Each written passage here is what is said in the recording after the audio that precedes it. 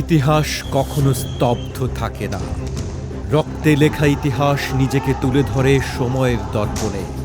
যে ইতিহাসের শুরু হয়েছিল শিক্ষার্থীদের ন্যায্য অধিকারের দাবিতে, আর শেষ হয়েছিল 15 বছরের এক দীর্ঘ স্বৈরাচারী শাসনের পতনের মধ্য দিয়ে। কিভাবে শাসকের বন্দুকের বুলেটের মুখোমুখি দাঁড়িয়ে তৈরি হলো 36 জুলাইয়ের ঐতিহাসিক জয়, এটি সেই রক্তক্ষয়ী দিনগুলোর আত্মকথন।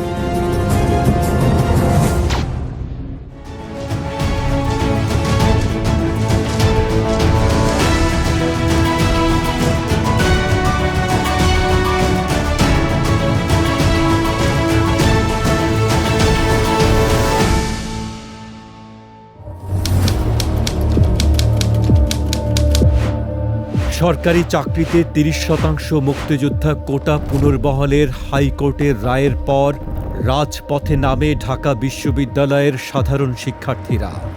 গঠিত হয় বৈষম্য বিরোধী ছাত্র আন্দোলন।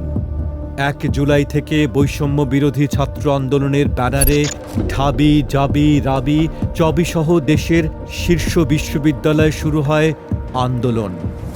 রাজপথে প্রথম ধ্বনিত হয় স্লোগান, কোটা না মেধা, মেধা মেধা, সারা বাংলায় খবর দে, কোটা প্রথার কবর দে।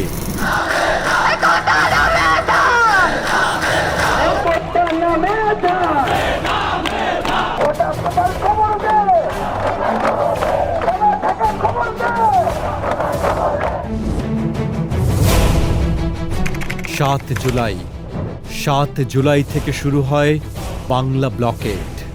10 জুলাই সকাল 10টা রাজধানীর শাহবাগ, সায়েন্স ল্যাব, নীলক্ষেত ও আগারগাঁও থেকে শুরু করে দেশের প্রধান প্রধান মহাসড়ক অচল করে দেয় তরুণ সমাজ। স্থবির হয়ে পড়ে পুরো দেশ।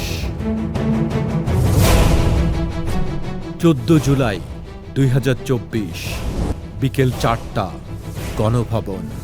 চীন সফর শেষে তৎকালীন প্রধানমন্ত্রী শেখ হাসিনা সংবাদ সম্মেলনে ভাষণ দেন। এক পর্যায়ে তিনি বলেন, মুক্তিযোদ্ধাদের নাতিপুতিরাও পাবে না, তাহলে কি রাজাকারের নাতিপুতিরা পাবে? তার এই বিতর্কিত মন্তব্যের পর ক্ষোভে ফেটে পড়ে পুরো দেশ। মাঝরাতে ঢাকা বিশ্ববিদ্যালয়ের হলগুলো থেকে হাজার হাজার শিক্ষার্থী বেরিয়ে এসে রাজপথ কাঁপিয়ে স্লোগান দেয়, তুমি কে, আমি কে,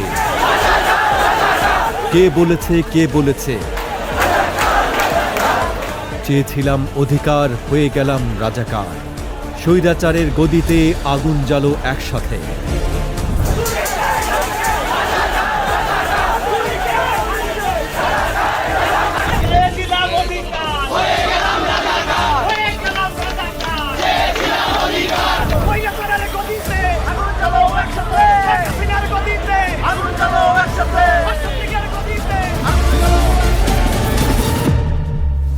জুলাই 2024 দুপুর 2টা অহংকারে আঘাত পেয়ে রোপণ করা হয় সহিংসতার বীজ। 15 জুলাই রূপ নেয় প্রকাশ্য সংঘাত।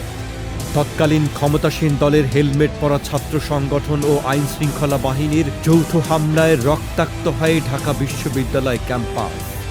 রোকেয়া হলের সামনে ও মল চত্বর। রড ও লাঠির আঘাতে রক্তাক্ত হন 3 শতাধিক শিক্ষার্থী।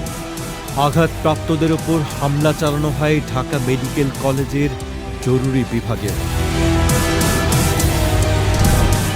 16 জুলাই 2024 সময় দুপুর 2:30 বেগম রোকেয়া বিশ্ববিদ্যালয়, রংপুর। আন্দোলন ছড়িয়ে পড়ে সারা দেশে। রংপুরের রাজপথে 2 হাত প্রসারিত করে বুক পেতে দাঁড়িয়েছিলেন 24 বছরের তরুণ আবু সাইদ। পুলিশের পয়েন্ট ব্ল্যাঙ্ক রেঞ্জের বুলেটে বিদ্ধ হয়ে আবু সাইদের পতন নাড়িয়ে দেয় পুরো বিশ্বকে। তার এই আত্মত্যাগী পরদিন আন্দোলনের মোড় ঘুরিয়ে দেয়। চট্টগ্রাম বিশ্ববিদ্যালয়ের কাছে ওয়াসিম ও ফয়সাল শান্ত আর সাভারে নর্থ সাউথ বিশ্ববিদ্যালয়ের শিক্ষার্থী শাইখ আশহাবুল ইয়ামিনকে গুলি করে হত্যা করা হয়। ওই একদিনেই রাজপথে ঝরে পড়ে 6টি তাজা প্রাণ। চারদিকে আওয়াজ ওঠে, আমার ভাই মরল কেন? প্রশাসন জবাব চাই।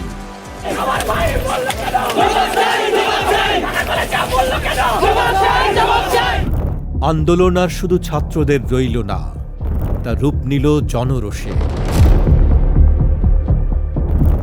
17 জুলাই নিহতদের স্মরণে গায়েবানা জানাজা আয়োজনের চেষ্টা করা হলে ঢাবি জাবিসহ সব বিশ্ববিদ্যালয় ক্যাম্পাসে টিয়ার গ্যাস ও সাউন্ড গ্রেনেড ছোড়ে পুলিশ। রাতের আধারে ছাত্রদের হল ত্যাগ করতে বাধ্য করা হয়। 18 জুলাই ডাকা হয় কমপ্লিট শাটডাউন।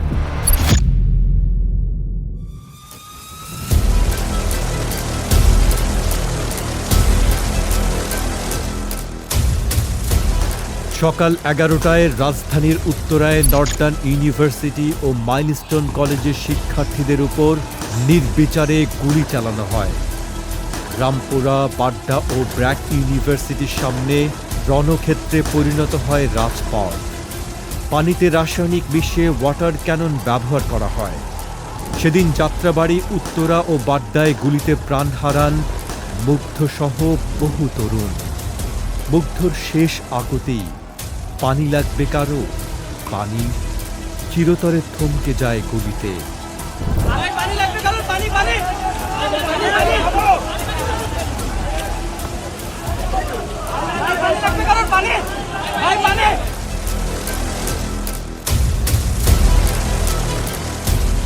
সেদিন বাতাসে প্রতিধ্বনিত হচ্ছিল স্লোগান, বুকের ভেতর অনেক ঝড়, বুক পেতেছি গুলি কর।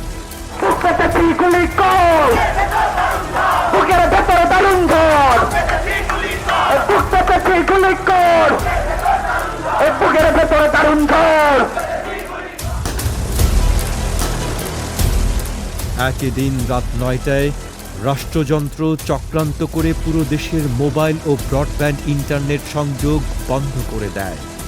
বাংলাদেশ প্রবেশ করে এক অন্ধকার ব্ল্যাকআউটে। 19 জুলাই 2024, সময় রাত 12টা। মধ্যরাত থেকে জারি করা হয় দেশব্যাপী কারফিউ, সেনা মোতায়েন। জারি করা হয় শুট অ্যাট সাইট কারফিউ। শুরু হয় অন্ধকার অধ্যায়, ঐতিহাসিক জুলাই গণহত্যা।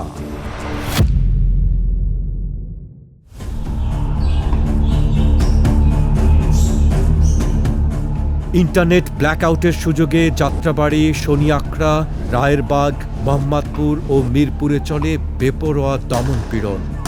হেলিকপ্টার থেকে ফেলা হয় টিয়ার গ্যাস ও রাবার বুলেট।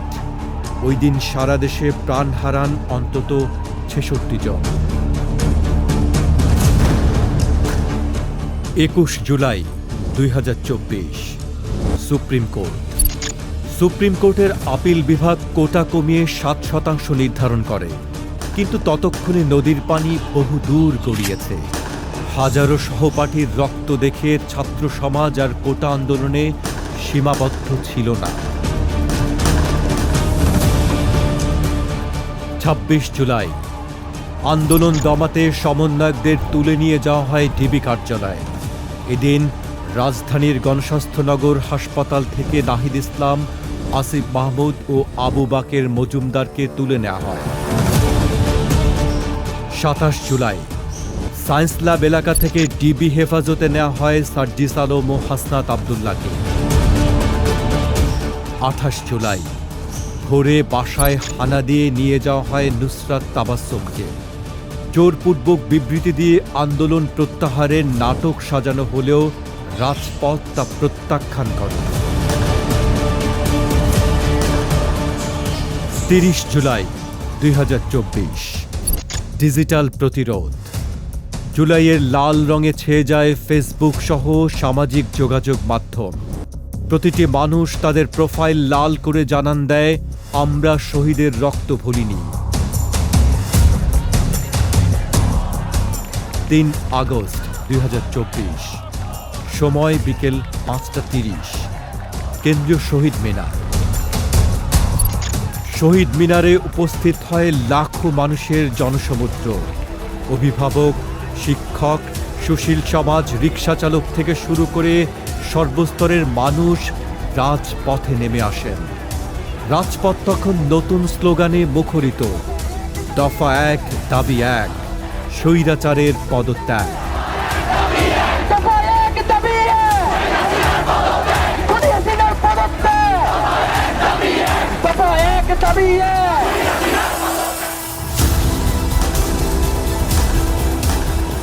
৪ আগস্ট ২০২৪, অসহযোগ আন্দোলন। ৪ আগস্ট ছিল ইতিহাসের অন্যতম রক্তক্ষয়ী দিন। সায়েন্স ল্যাব, শাহবাগ, ধানমন্ডি, উত্তরা ও যাত্রাবাড়িতে মুখোমুখি সংঘর্ষে রাজপথে ঝরে পড়ে আরও শতাধিক প্রাণ। পুরো ঢাকা পরিণত হয় বারুদের স্তূপে। রক্তের স্রোত ডিঙিয়ে আন্দোলনকারীরা ঘোষণা দেন পরবর্তী দিনের কর্মসূচি, মার্চ টু ঢাকা।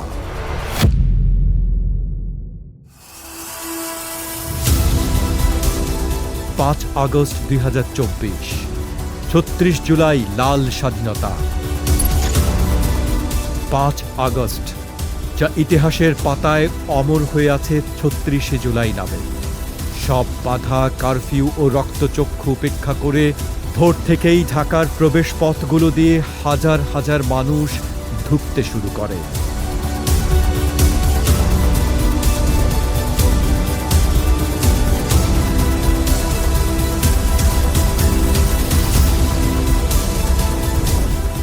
সকাল ১০টা। লাখ লাখ মানুষ উত্তাল সমুদ্রের মতো ঢাকার রাজপথে প্রবেশ করে। যাত্রাবাড়ি, উত্তরা, মিরপুর, সায়েন্স ল্যাব থেকে গণভবনের দিকে জনস্রোত। পঙ্গপালের মতো মানুষ নেমে আসে রাজপথে।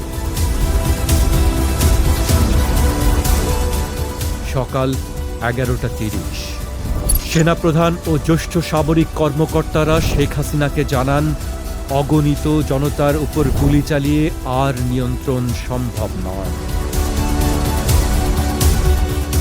দুপুর ১টা ৩০। শেখ হাসিনাকে পদত্যাগের জন্য ৪৫ মিনিটের চরমপত্র দেয়া হয়। দুপুর ২টা ৩০। শেখ হাসিনা পদত্যাগপত্রে স্বাক্ষর করে সামরিক হেলিকপ্টারে চেপে ছোট বোন শেখ রেহানা সহ ভারতে পালিয়ে যান। বিকেল ৩টা।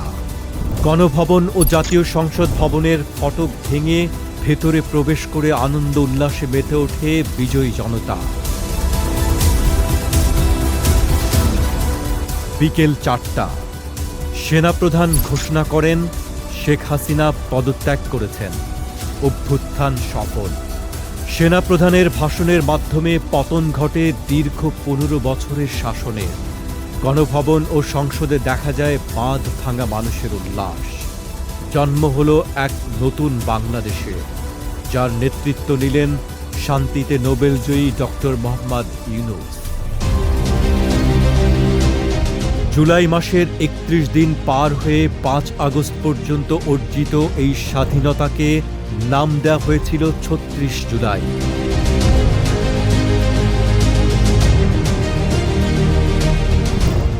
আবু সাঈদ, মুগ্ধ, ফারহান ফাইয়াজদের রক্তে ভেজা এই বাংলাদেশ আর কখনো স্বৈরাচারের কাছে মাথা নত করবে না।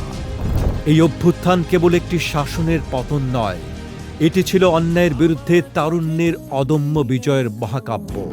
আমি তো দেখি না এই রক্তস্নাত বিজয় কোনো সাধারণ রাজনৈতিক রদবদল নয়, এটি একটি প্রজন্মের স্বাধীনতার গল্প। সহস্রাধিক শহীদের প্রাণ এবং হাজার হাজার পঙ্গুত্ব বরণ করা মানুষের রক্তের উপর দাঁড়িয়ে তৈরি হয়েছে এই নতুন বাংলাদেশ। জুলাইয়ের এই আত্মকথন আমাদের মনে করিয়ে দেয়, অন্যায়ের প্রাচীর যত উঁচু হোক, জনস্রোতের কাছে তা ভেঙে পড়তে বাধ্য। কবে তোমার